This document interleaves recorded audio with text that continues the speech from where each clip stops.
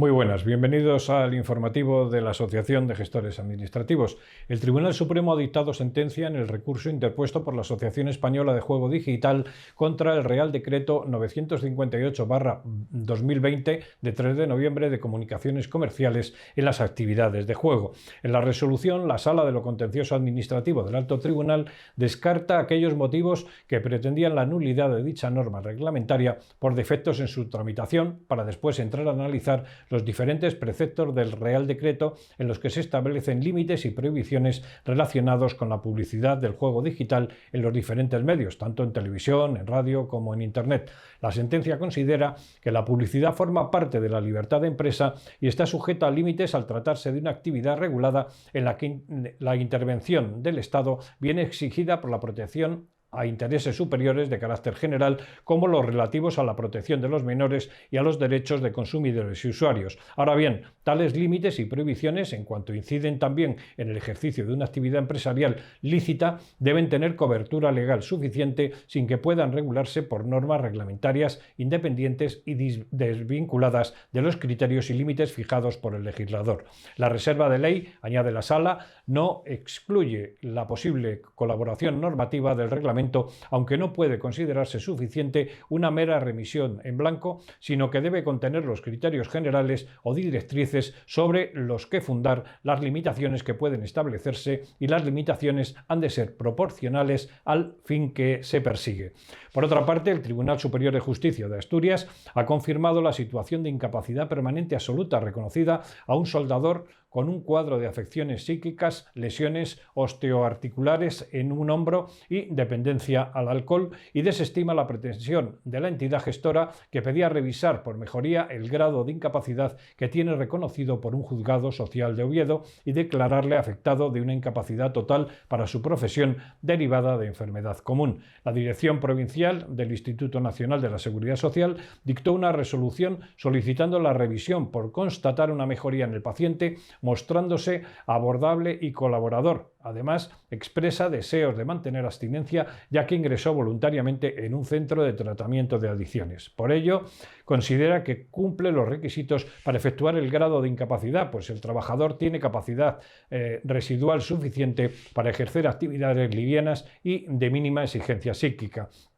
Los magistrados expresan que, frente a las afirmaciones de la entidad gestora, el estado mental del trabajador no ha experimentado mejoría alguna, según recoge la sentencia a distancia en el relato de hechos probados. En esta esfera psíquica, dice la Sala, los diagnósticos previos fueron dependencia al alcohol en abstinencia y trastorno de inestabilidad emocional de la personalidad. Ahora el cuadro se amplía, pues ha tenido recaídas en el consumo de alcohol con posterior vuelta a la abstinencia, y se añaden los diagnósticos de psicosis tóxica, trastorno depresivo recurrente y deterioro cognitivo leve a estudio, según añade esa sentencia, y concluye que el recurso del Instituto Nacional de la Seguridad Social pone el acento en el informe médico de síntesis, a pesar de reflejar una situación patológica distinta de la reflejada en la sentencia. Esta perspectiva convierte en ineficaces las alegaciones de la entidad gestora al sustentarse en hechos distintos de los acreditados. Y finalmente, el Tribunal Superior de Justicia del País Vasco ha confirmado la sentencia del Juzgado de lo Social número 7 de Bilbao, que declaró procedente el despido de una trabajadora de Eroski en el robo de 15 euros de la cartera de una clienta. La Sala de lo Social del Tribunal Superior de Justicia del País Vasco ha rechazado el recurso de suplicación interpuesto por la trabajadora contra esa sentencia y ha negado que se haya vulnerado su derecho a la tutela judicial efectiva porque no haya podido visionar las imágenes grabadas por las cámaras de videovigilancia del establecimiento antes del juicio oral. En los hechos declarados probados por el juzgado de instancia, que ahora confirma el Tribunal Superior de Justicia, se recoge que Eroski acordó la expulsión de la cooperativista por una falta muy grave de carácter laboral por unos hechos sucedidos el 24 de septiembre de 2002. Y con esta información ponemos punto final a nuestro informativo. Muchas gracias por su atención.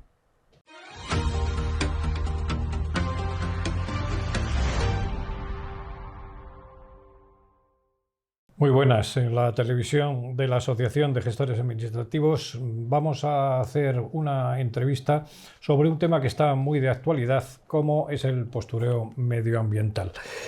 Para ello vamos a hablar con don Javier Puyol, que es director de Pujol Abogados y Partner, es el abogado que todo el mundo quisiera tener en cualquier momento a su lado. Su currículum vitae es impresionante, vamos, más de un folio y no tiene desperdicio. Por dar algunas pinceladas, aparte de ser presidente del Consejo de Administración de B-Compliance, es counsel de MA Abogados y socio de Wessel Legal. Además, es magistrado excedente, letrado del Tribunal Constitucional, abogado consultor en tecnologías de información y comunicación de Compliance Office, es exdirector de la asesoría jurídica contenciosa del Grupo Banco Bilbao Vizcaya Argentaria, académico correspondiente de la Real Academia de Jurisprudencia y Legislación, miembro de sus comisiones económica y tecnológica. Es un hombre muy preparado en todo el tema de compliance y de tecnología. Ha dirigido la implantación del corporate compliance en numerosas empresas como el BBVA, RGA, Seguros Huawei, Data Protection Officer, también oficial de protección de datos, desarrollando actualmente su función a título de ejemplo en el Partido Popular, la editorial Tirán Leblanc, etcétera, etcétera. Bueno, pues el currículum que nos presenta es inmenso, así que vamos a escucharle con muchísima atención sobre este tema, ¿no? En España lo llamamos postureo medioambiental, es el greenwashing, con las nuevas exigencias normativas y aquellas que vienen de las cadenas de suministro. Este asunto está en estos momentos pues, en una preocupación de primer orden para las empresas, tanto las grandes como las pequeñas, a pesar de que las obligaciones fundamentalmente en estos momentos están para las grandes. Pero vamos a empezar por el principio. ¿Cómo se define ese? Vamos a ver. Gracias, Xavi, por tu presentación. Lo primero, cuando hablamos de greenwashing vamos a empezar hablando en positivo, no solamente en negativo. Y tenemos que tener en cuenta fundamentalmente que los temas de ecología pues se generan desde luego muchísima confianza hoy en día en los ciudadanos, generan desde luego oportunidades de negocio y al mismo tiempo es un elemento clave dentro del ámbito reputacional. Las empresas lo saben y por tanto utilizan el argumento ecológico como un elemento de crecimiento y de generación de valor dentro de su actividad. ¿Qué ocurre? Que dentro de todas las prácticas que son positivas y dentro de todas las actividades que van en esa dirección, nos podemos encontrar también con prácticas viciosas, perversas, como es el greenwashing. ¿En qué consiste? Fundamentalmente en llevar a cabo actividades de marketing que orientan y publicitan actividades fundamentalmente de índole ecológico con relación a cualquier tipo de empresa, pero sin embargo las acciones de esa empresa no se corresponden con la publicidad, con la propaganda que están llevando a cabo, puesto que sus acciones se contradicen precisamente con la actividad ecológica que dicen estar llevando a cabo. Pero no solamente nos encontramos con estas prácticas, ¿no?, de decir que se está haciendo lo que no se está haciendo. También está el llamado silencio verde, ¿no?, el greenwashing, que es silencio, el no decir lo que se está haciendo en beneficio de la imagen de la empresa. Viendo del greenwashing, fundamentalmente lo que tenemos que tener en cuenta es que hay muchos matices. Es decir, aquí la escala de grises es muy amplia, Xavi, en el sentido de que se puede contar verdades a medias, se pueden contar verdades falsas, se pueden dar pocas pistas acerca de lo que se está haciendo, de tal manera que generamos ese silencio verde, no de una manera contundente y absolutamente expresa, sino de una forma tácita, de una forma encubierta, de tal manera que al no dar pistas el consumidor o la administración incluso pues no sabe a ciencia cierta qué va a ocurrir. Hay que tener en cuenta, por ejemplo, que uno de los grandes problemas que nos estamos encontrando con este tipo de postureo medioambiental es la falta de métricas, la falta de una constancia concreta donde se determine qué línea roja no puede trasvasar en algún momento cualquier tipo de empresa. Pero no solamente afecta al medio ambiente, esto de lo que estamos hablando, ¿no?, sino también a otros criterios de sostenibilidad. ¿Puede una empresa jactarse de estar apoyando, por ejemplo, el talento femenino mediante patrocinios y becas cuando sus 4 cargos más importantes dentro del Consejo de Administración, que no es paritario, son copados por hombres, ¿no? Hay muchas contradicciones. Sin duda, sin duda. Y además, no solamente ya con relación al tema de discriminación por razón de género, sino que yo creo que con carácter general nos podemos encontrar con cualquier tipo de discriminación de origen racial, de origen social, de condición económica. Yo creo que es muy importante que las empresas sean, sobre todo, sean coherentes en el sentido de que efectivamente lo que proclaman es lo que tienen que cumplir de manera efectiva en la realidad. Entonces, claro, muchas veces se está hablando dentro de las políticas de compliance de igualdad, se está hablando fundamentalmente de identidad de género dentro de la promoción interna que se está haciendo dentro de la empresa. Y sin embargo nos encontramos que sorprendentemente tanto el Consejo de Administración como el primer nivel directivo está ocupado fundamentalmente por hombres, y realmente las posibilidades de promoción interna de una mujer son escasas, son incluso yo diría que a veces son traumáticas para que esa promoción interna se pueda producir. Otro ejemplo, por ejemplo, una empresa puede hablar de justicia, de impacto social, de inclusión, pero amenazar con abandonar el país si tiene que pagar más impuestos, ¿no? Ha habido bastantes ejemplos, ¿no? A pesar de que se haya obtenido grandes beneficios. Esto pues también entra dentro de esta categoría. Son zonas grises que no están reguladas dentro del ordenamiento jurídico acerca de cómo tienen que comportarse desde un plano de punto de vista jurídico, pero yo creo que incluso más que desde un punto de vista jurídico, desde un plano puramente ético. Yo creo que tiene que haber una responsabilidad social de la empresa en el sentido de que efectivamente si ha tenido grandes beneficios dentro del país, tenemos que ser consecuentes y por tanto cuando tiene la oportunidad de obtener mayores beneficios fuera del país, la empresa debería ser leal a sus orígenes, ser leal a sus principios, ser leal al resto de la ciudadanía en el sentido de, evidentemente, de estar comprometida en el pago de impuestos dentro del territorio nacional. El problema es que en muchos casos las empresas no piensan más que en sus inversores. Claro, y es cierto. Pero eso es un tema de ética, es un tema de responsabilidad social corporativa, ¿no? Estamos hablando de una publicidad, ¿no?, que es más o menos engañosa y que nos pueden contar que esto pues va fenomenal y que se están cumpliendo todas las normas éticas, etcétera, etcétera. Pero ¿cómo puede una persona, un ciudadano normal, saber si eso es verdad o no es verdad? Hemos dicho que la métrica pues no está en estos momentos muy generalizada o muy adecuada todavía, pero yo como ciudadano cojo mi tablet y me pongo a mirar lo que hay. ¿Y cómo distingo si es cierto o no es cierto? Bueno, muchas veces el gran problema, Xavi, es que la transparencia de la información que una empresa es capaz de lanzar a la ciudadanía en general, lanzar a los mercados, lanzar al mundo económico, pues evidentemente puede no corresponderse con la realidad y probablemente tampoco hay muchos elementos, muchas palancas para poder obtener la verdad. Yo creo que la solución a ese tema, sin lugar a dudas, lo vamos a encontrar a través del compliance, a través de las políticas internas, a través de no tener ningún tipo de miedo de presentar una denuncia buscando transparencia, buscando información, buscando la verdad acerca de la actividad que está desarrollando de manera efectiva esa empresa en cualquier ámbito de su actividad, ¿no? Esto no es fácil, pero es un cambio de mentalidad. Yo creo que estamos hablando de un cambio de cultura de la propia organización, y la propia organización en alguna manera lo que tiene que hacer es ser sensible precisamente a esos requerimientos del mercado, a esos requerimientos de la ciudadanía y proporcionar una información real sobre sus actividades. Yo creo que, por ejemplo, un paso adelante, sin lugar a dudas, lo hemos encontrado en la directiva de la memoria no financiera, donde realmente se están aportando pues elementos de valor, elementos de juicio que pueden ser sumamente valiosos precisamente para calmar esa inquietud que puede tener en un determinado momento un accionista, pero también un cliente, una persona que quiere saber información acerca del funcionamiento global de una determinada empresa. Una de los impulsos fundamentales del compliance ha sido la responsabilidad de las personas jurídicas, sí, la responsabilidad penal.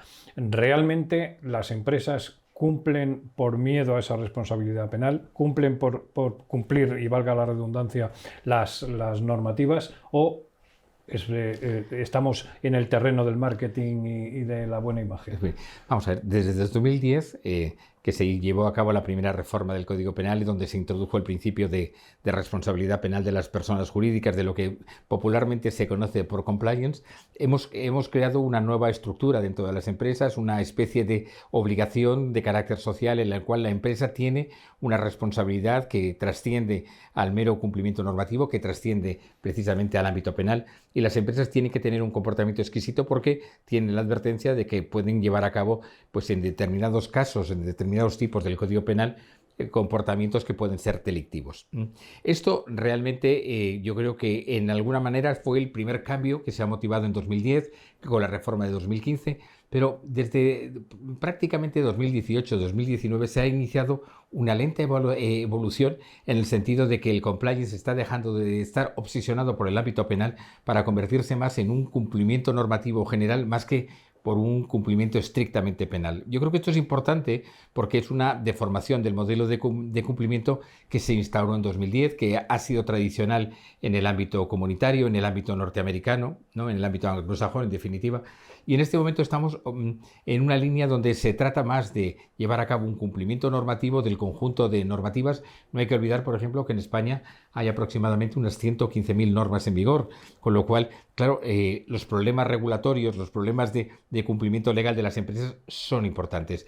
Claro, las empresas en alguna manera tienen que llevar a cabo ese cumplimiento normativo porque es la antesala de la responsabilidad penal. Entonces, es evidente que hay una cierta preocupación y cada día más consolidada, más centrada en el mundo empresarial acerca del cumplimiento normativo, acerca de la responsabilidad penal.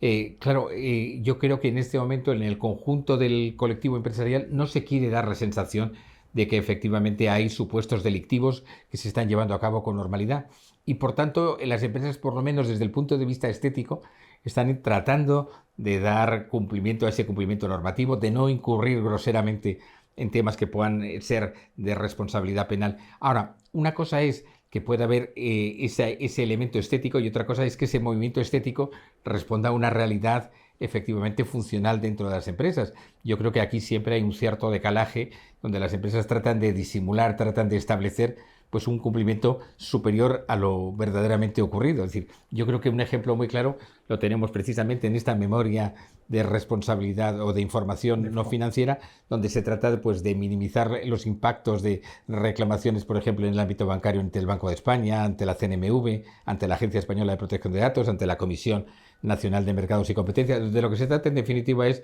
de transmitir a los mercados una imagen de ser una empresa mucho más cumplidora a lo mejor de lo que efectivamente es, mucho más ortodoxa, mucho más sometida al ámbito regulatorio.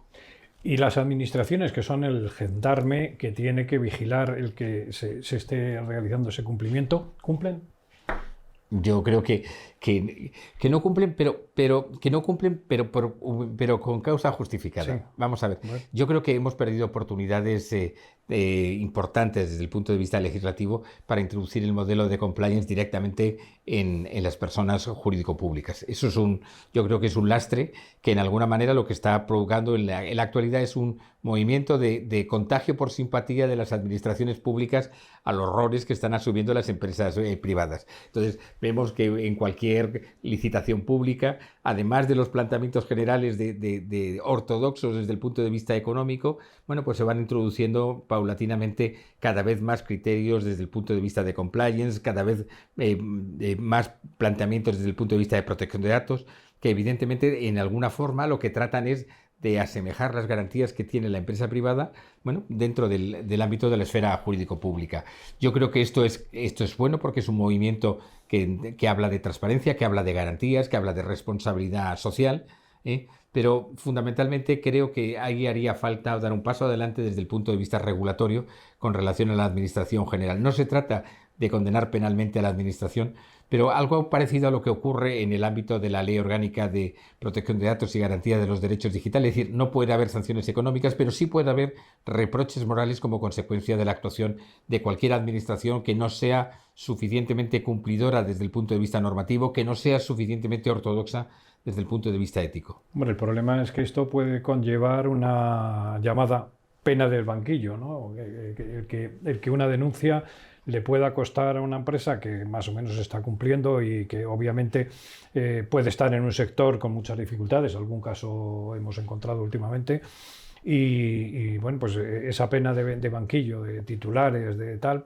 pues es quizá más duro todavía que el sentarse en el banquillo. Sí, ¿no? Ahí, por ejemplo, es uno de los extremos donde se puede evidenciar la obsolescencia de nuestra ley de enjuiciamiento criminal. Nuestra ley de enjuiciamiento criminal no estaba pensado para personas jurídicas, no está pensado para esa pena de banquillo para cualquier tipo de organización y, por tanto, genera problemas, ¿no? Yo creo que esa solución en la práctica algunos magistrados lo han solucionado permitiendo, por ejemplo, el sobreseimiento de las actuaciones contra las personas jurídicas dentro de la fase de instrucción del procedimiento, y yo creo que en alguna manera tratan de paliar esas consecuencias rígidas que supone estar sometido a un procedimiento penal in secula seculorum durante 5 años y después que al final, pues en la apertura de juicio oral prácticamente no haya nada. la empresa quede absuelta. Eso suele ocurrir. Pero sin embargo, por ejemplo, el Banco Central Europeo ha advertido a los bancos que pueden tener que afrontar esos procesos legales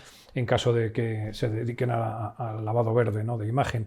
Este fenómeno afecta a todos los sectores productivos y a todos los servicios, ¿no? O sea, nos podemos encontrar un cruce de acusaciones de unas empresas a otras no tardando mucho. Claro, el problema que tenemos todavía es la falta de normativa, ¿no? Yo creo que la directiva sobre el reporting en materia precisamente de reporte medioambiental es un paso adelante. Lo que ocurre es que estamos todavía en los albores de la implementación práctica de esta nueva normativa, pero yo creo que es un paso adelante. En todo caso, la llamada a la atención del Banco Central Europeo es fundamentalmente recomendando en este momento que las entidades financieras fundamentalmente no usen arbitrariamente el concepto ecológico, el concepto medioambiental, cuando verdaderamente no están prestando la suficiente atención a ese tipo de problemática, a ese tipo de preocupación. ¿Se puede poner algún ejemplo claro a nivel mundial, aunque sea, sobre empresas que están cumpliendo bien y que... Yo creo que hay muchas, y muchas además. Yo creo que en este momento yo creo que tenemos que romper una lanza sin lugar a dudas por las empresas españolas. Hay un enorme nivel de concienciación.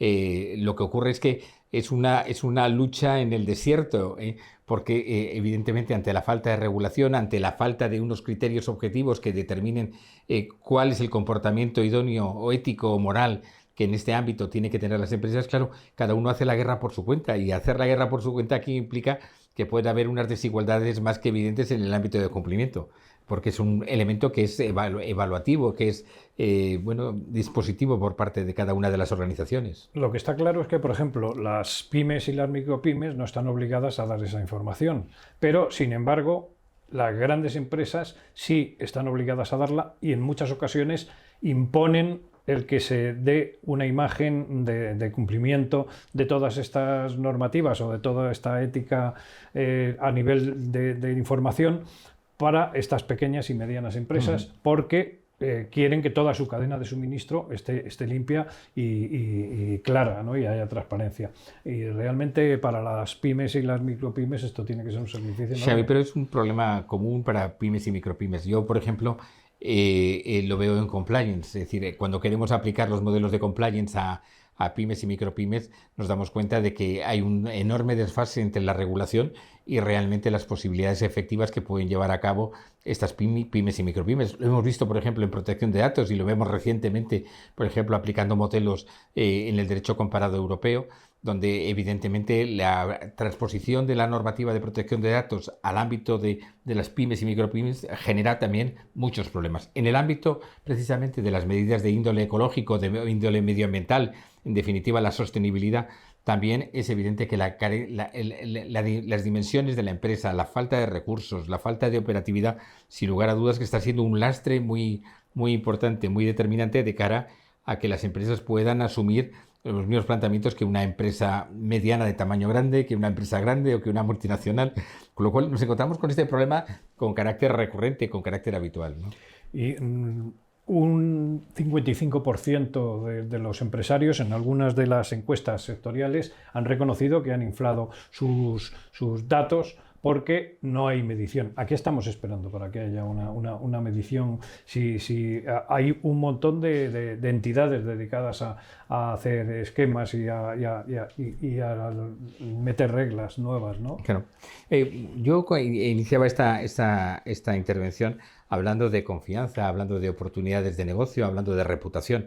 Y yo creo que son factores que en alguna manera ayudan, pero también perjudican como consecuencia a esta implementación de carácter colectivo con relación a las medidas de sostenibilidad. ¿Por qué? Porque evidentemente la falta de control determina que haya una percepción global dentro de la ciudadanía, dentro de los mercados, de un cumplimiento colectivo que a veces no se corresponde con la realidad efectiva del funcionamiento de la empresa.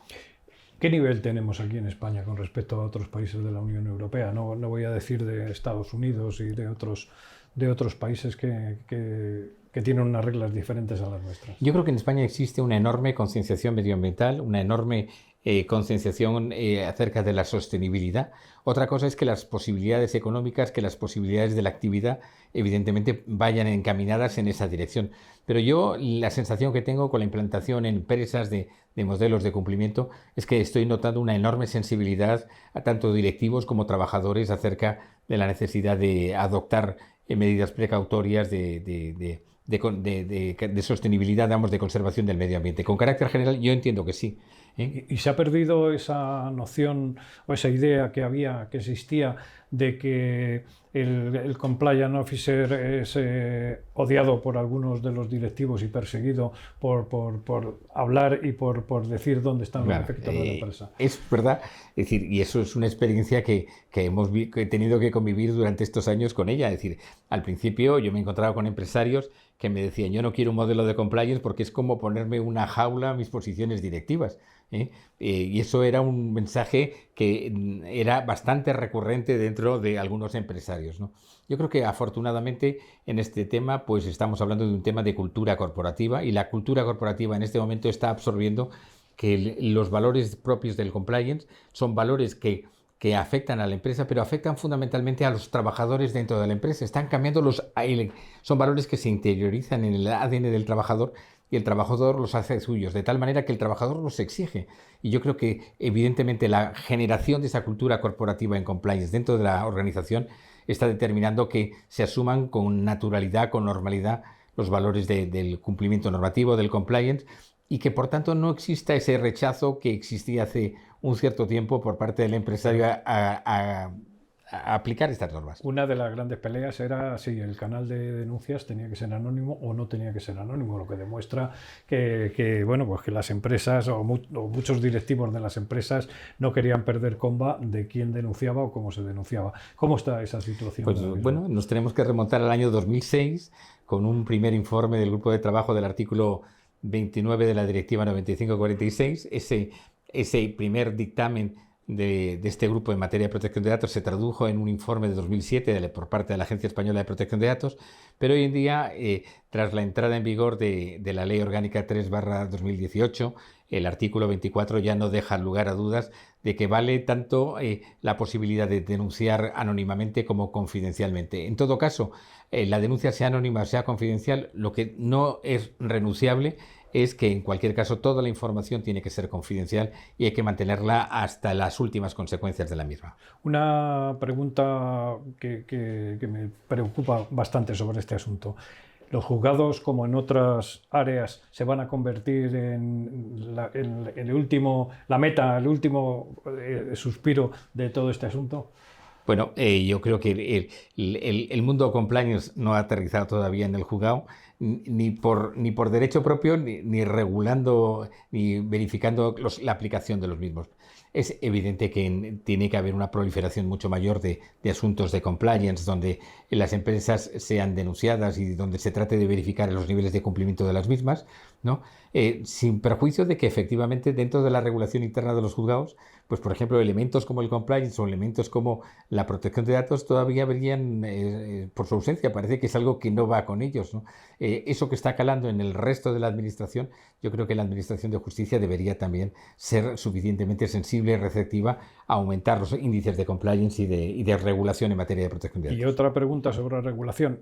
¿Es conveniente que sea Europa quien marque las directrices de lo que se tiene que hacer para que haya una uniformidad a nivel de países europeos, o cada uno haga la guerra por su cuenta, como está sucediendo a pesar de las directivas? Esto es un tema muy discutible. Lo hemos visto fundamentalmente en tecnología. Cuando Europa ha querido marcar límites estrictos a las empresas europeas, evidentemente las empresas europeas han luchado en desventajas, por ejemplo, con empresas coreanas, japonesas, chinas o norteamericanas, donde realmente esos límites eran mucho más volubles, los límites estaban menos definidos, tenían más capacidad de actuación, y eso, por ejemplo, ha provocado, y lo estamos comprobando día a día, que las empresas norteamericanas en materia tecnológica, pues evidentemente tengan un desarrollo todavía muy superior, pese a las buenas voluntades, a las inversiones y a la enorme actividad enormemente positiva de las empresas europeas.